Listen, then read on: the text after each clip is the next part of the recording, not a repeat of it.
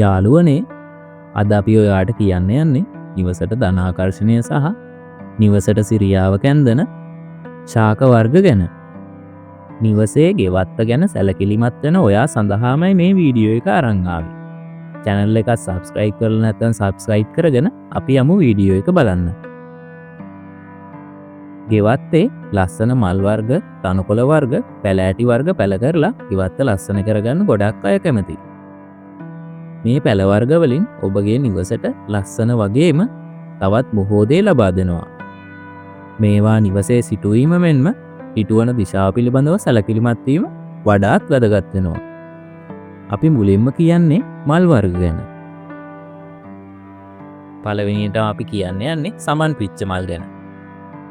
බුදුන් වඳින්න නිතරම ගන්න මල් වර්ගයක් වන මේ සමන් පිච්ච මල් නිවසට සුබදායක මල් වර්ගයක්. මේ මල් වලින් පිටවෙන සුවඳ නිවසට ධනාත්මක ශක්තියක් වගේම මේ පිවිතුරු සුවඳ මගින් නිවසේ සතුට සෞභාග්‍ය වැඩි කරනවා.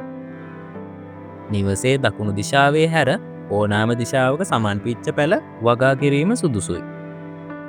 ඉතින් ඒ නිසා ඔයත් සමන් පිච්ච පැලයක් ඔයාගේ ගෙවත්තේ වගා කරගන්න උත්සාහ කරන්න.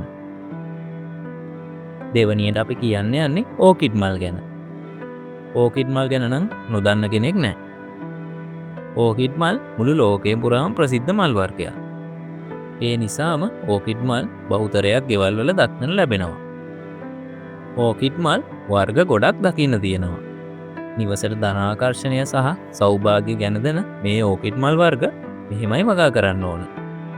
මේ මල් වර්ගය නිවසේ ඉදිරිපස හෝ නිවස දෙපස වගා කිරීම වඩාත් සුදුසුයි. සේපාලිකා මල්. සේපාලිකා මල් කියන්නේ නිවසට සුබදායි මල් වර්ගයක්. නිවසට පැමිණෙන අහිතකර කෘමි වර්ග පළවා හරින්නත් මේ සේපාලිකා මල් වලට පුළුවන්කම තියෙනවා. නිවසේ සේපාලිකා මල් පැලයක් ධනාත්මක වගේම සුබදායි ප්‍රතිඵල ලබා ගන්න නම් නිවසෙන් නැගෙනහිර දිශාවෙන් මල් පැලේ සිටුවීම ගොඩාක් වැදගත් වෙනවා. හැබැයි කවදාවත් නිවසේ බටහිර දිශාවෙන් නම් සේපාලිකා මල් හිටවන්න යන්න එපා. ඒක ගොඩක් අසුබයි. රෝස මල්. ගොඩක් ගෘහණියන් වගේම කාන්තාවන් ගොඩක් ප්‍රිය කරන මල් වර්ගයක් තමයි මේ රෝස මල් කියන්නේ. රෝස මල් විවිධ වර්ග වලින් සමන්විත වෙනවා. මේ වගේ රතු රෝස මල් වලින් ගොඩක්ම සුබඵල නිවසට ගෙන දෙනවා. නමුත් නිවසට මදක් ඈතින් මේ මල් සිටුවීම වඩාත් සුදුසු වෙනවා. මොකද රෝස මල් වලින් පිටවන රසායනික සංඝටක නිවසේ වාතයට මුසු වෙන එක ඒ තරම් හොඳ නැති දෙයක්. ඇන්තූරියම් මල්. ඇන්තූරියම් වගා කරන එක බොහෝ නිවෙස්වල අපිට දක්නට ලැබෙනවා. ඇන්තූරියම් මල් රෝස මල් වගේම නිවසට මදක් දුරින් තමයි සිටුවන්න ඕන. නිවසේ ඉදිරිපස වගා නොකර නිවස දෙපස මේ ඇන්තූරියම් මල් වගා කිරීම වඩාත් සුදුසු වෙනවා. මේ කියපු මල් වර්ග වලට අමතරව පෙති 1ක් 2ක් 3ක් 5ක් හෝ පෙති 8ක් තිබෙන මල් වර්ග නිවසට වඩාත් සුබදායි මල් වර්ග ලෙස සැලකෙනවා. ඊළඟට අපි කතා කරන්නේ බෙහෙත් ශාක වර්ග ගැන. බෙහෙත් පැල වර්ග නිවසේ ගෙවත්තේ වගා කිරීම ගොඩාක් ඵලදායී වෙනවා වගේම නිවසේ අලංකාරයද ඇති කරනවා. බෙහෙත් ශාක වලින් ගොඩාක් ඖෂධීය ගුණ වගේම නිවසේ ඇති වාතයද පිරිසිදු කරනවා. හාතවාරිය. පොළ කැඳ හදන්න ගන්න ගොඩාක් වටින බෙහෙතක් තමයි මේ හාතවාරිය කියන්නේ.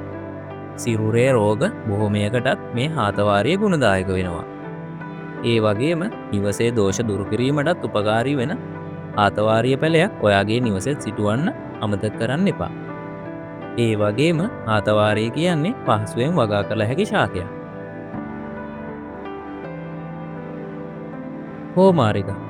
නිවසක තිබිය යුතුම ශාක වර්ග වලින් එකක් තමයි මේ කෝමාරිකා කියන්නේ.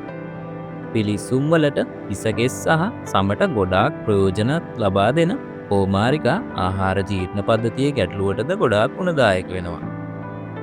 මේ කෝමාරිකා ව්‍යංජන ලෙසත් පළතුරු ෆෘට් ජූස් විදියට හදලා ආහාරයට ගන්නත් පුළුවන්. වාතය පිරිසිදු කරන මේ කෝමාරිකා නිවසට විශ්ව ශක්තියද ලබා දෙනවා. ඊළඟට අපි කියන්න යන්නේ දෙහි ගැන. ඇස්වාහ කටවා දුරු කරන්න ගොඩක් උපකාරී වන දෙයක් තමයි මේ දෙහි කියන්නේ. දෙහිවලින් එන පැංගිරි සුවඳ ඔයාගේ මානසික ආතතිය දුරු කරලා සුවයක් ගෙන දෙනවා.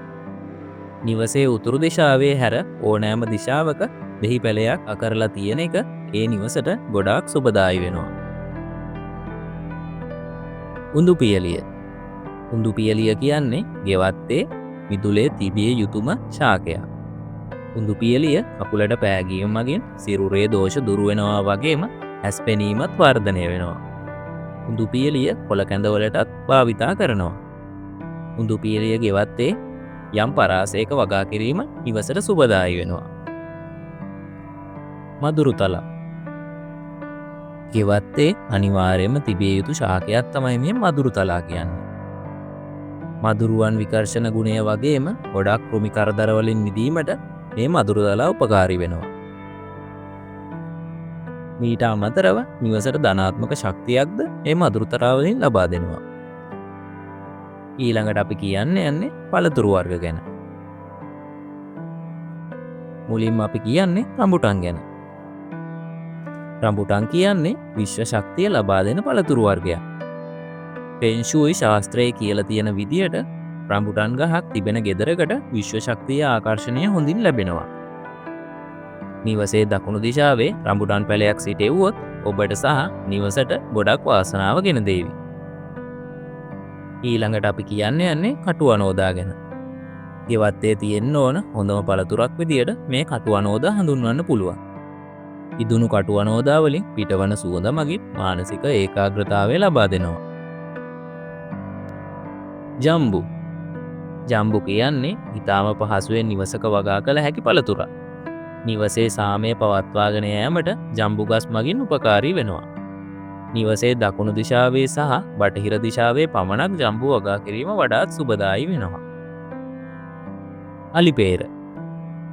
ලෝකේ තියෙන ගොඩක්ම ප්‍රියජනක පළතුරක් තමයි මේ අලිපේර කියන්නේ. සිරුරේ ගොඩාක් ලෙඩ රෝගවලට ගුණ දෙන මේ අලිපේර ගහක් තියෙනවා කියන්නේ නිවසට ගොඩාක් සුබදායි වෙනවා. නිවසේ ඉදිරිපස හෝ දෙපැත්තේ වගා කිරීම ගොඩාක් සුබ බල ගෙන දෙනවා. මීට අමතරව පේර, දොඩම්, ගස්ලබු වැනි පළතුරු වර්ගයන් නිවසට ගොඩාක් සුබ බල ගෙන දෙනවා. ඉතින් මේ වගේ පළතුරක් හෝ ශාකයක් හෝ ඔයාගේ ගෙදර වගා කරන්න උත්සාහ කරන්න.